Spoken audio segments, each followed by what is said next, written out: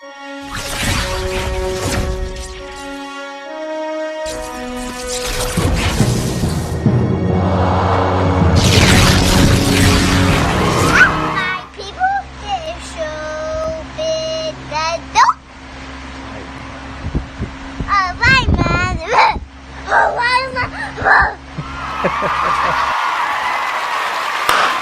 Friday,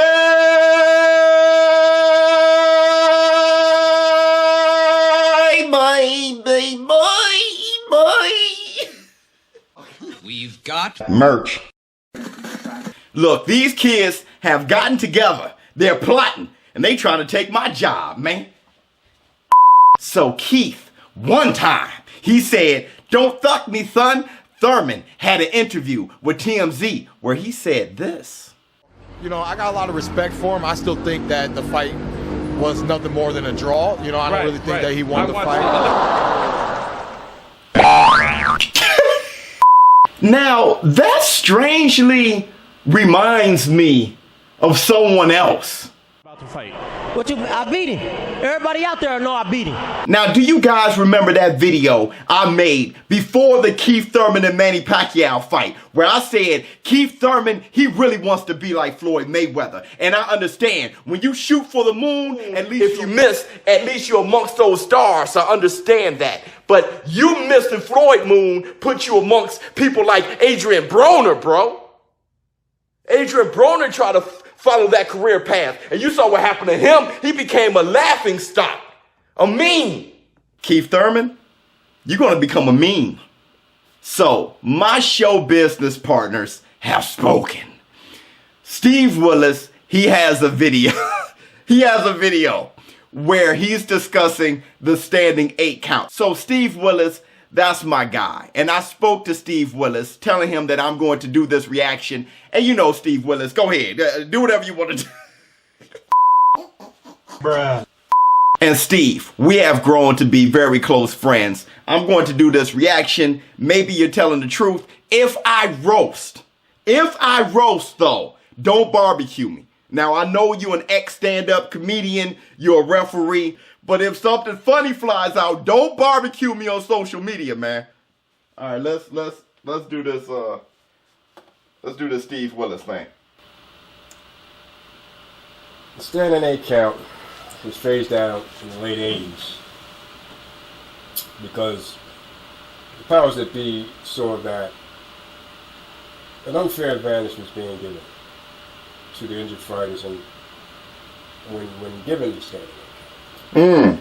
And I saw a lot of people talking today about should the standing 8 count be used in today's boxing, and because of the deaths, right? And the reasons why is when you call time, and if you feel like there's only one or two things that's going to happen. Either the fight is either over, or we're going to continue. True. Now, when you call time in the middle of the people standing in the middle of an exchange, where this fighter can possibly put a conclusion to the contest, you're taking away his opportunity to finish the fight. I feel you. Professional boxing. I don't want to hear, don't send me comments about, well, in the amateurs, they give a fair evaluation. Suck it, dick. What? Suck it, dick. No! When you call time, you're taking this guy's opportunity. If Richard Steele had called time to give Tommy Hearns a standing 8 count in the middle of the round 1 of Hagler Hearns, he would have been lynched in the middle of Las Vegas. Absolutely. You take away from it. Everyone screams, oh, the referee should be seen. Well, you're involving yourself now in the fight. Yeah, no one wants to see the ref. You're now involving yourself in the fight. True. Where you shouldn't be. True. Now, if you say you need to evaluate the fighter, if the time to evaluate the fighter is either at the end of the round, during the knockdown, or between rounds. Okay. Now, the new standard now on the championship level is when the fighter comes up from takes a standing 8 count. After a knockdown, takes an 8 count, mandatory 8 count. Some of us have him moved to one side just to check his gauge. That's your evaluation. That's the time you look at the fighter. Bet. Okay. But then Speak on it, what Steve. happens is you casuals, you know-it-alls, you podcast guys. Me? You sit there and you have these week-long arguments. Oh, they gave Fury a chance. Right, against Deontay They Wilder. gave Wilder a chance. Oh, Ortiz. AJ wasn't given a ring war. First of all, English fans, this ring war, stop that. You gotta stop that. You gotta stop that. That is the time you evaluate the fight. If he goes down, he gets up, step over here, move over here. And you're still going to get complaints. We're eye brothers. Like, our eyes are pretty similar. That you're not taking this guy's opportunity away to finish the fight. Okay? Question was asked to me about he keeps going? injured fighters. Like the situation happened a couple of weeks ago with the fighter that died in Maryland. Oh. Someone had just asked me, would the standing 8 count would it help in the matter? The answer is no. Steve, why not? Going into a fight, going into a contest, one thing that the general public is never made privy to. No one, including the referee. I hate your hat, Steve, but that's besides the point. Sanctioning bodies. You have fighters who spar as close as 10 days, 15 days, 20 days before a major fight. Okay. We as referees do not know what injuries occur during training, what is sustained, what are carried, what are brought into the fight. Okay? Okay. And in Hold on. the case of that particular case. Hold on. So wait a minute. Is he saying that is he saying that deaths can be mostly associated to pre-fight injuries and not the injuries that sustained in the ring, with the referees not being privy to that information? I mean, you're just letting the fight go on. Yeah, that's not the ref. Did anyone blame the ref for the deaths? With Mad Max and Hugo? I'm not sure if anyone blamed the refs, but hold on. My bad. I digress. I'm almost guaranteed when the smoke clears, you'll find out that that young man was injured before the fight. And the science and the data has proven when you have these tragedies, it's usually a case of something that's happened prior to the fight. The fight itself, it's like the crescendo of all big words, Steve. Together. And then if you notice what happened with this young man, he got out of the ring and then the vomiting started to collapse. He was fading in the ring. So that tells the doctors and the people who know he was injured when he got into the ring. Word. He walked into that ring with some kind of pre-existing injury. Word. So when I hear people talking about, oh, the referee, and then shut the fuck up, please. A lot of you, and I don't care if you get insulted, a lot of people need to shut the fuck up when it comes to knowing what a referee is to do, what to do. If you've never applied this, you've never been in the ring, the hell you know. But as another example, He's the realest ever. I don't know this for fact, but the rumor has it that Anthony Joshua was injured when he went in the ring. Right. For Andy Ruiz. Because he never rebound. Like, I know he doesn't have a chin, but holy heck. 15 days before you sparred and you got knocked out. Now you come into Madison Square Garden World Championship fight. it's been proven concussions can carry over for months. You know what I mean? So now you have a damaged fighter going into the ring. We as referees, we don't know that. But the one thing I can tell you, we do train. We all get together, the top referees in the world get together at least 3 times a year, 4 times a year, if some of us who can do it. And you attend medical seminars. You attend referee seminars. You never see these guys from the podcast. You never see these guys from the so-called boxing experts. You never see these people come. They never come and sit and hear what we have to do. Most of your top referees have taken advanced medical study on brain injuries. Word. Most of us know when we have an injured fighter in front of us during the fight. Word.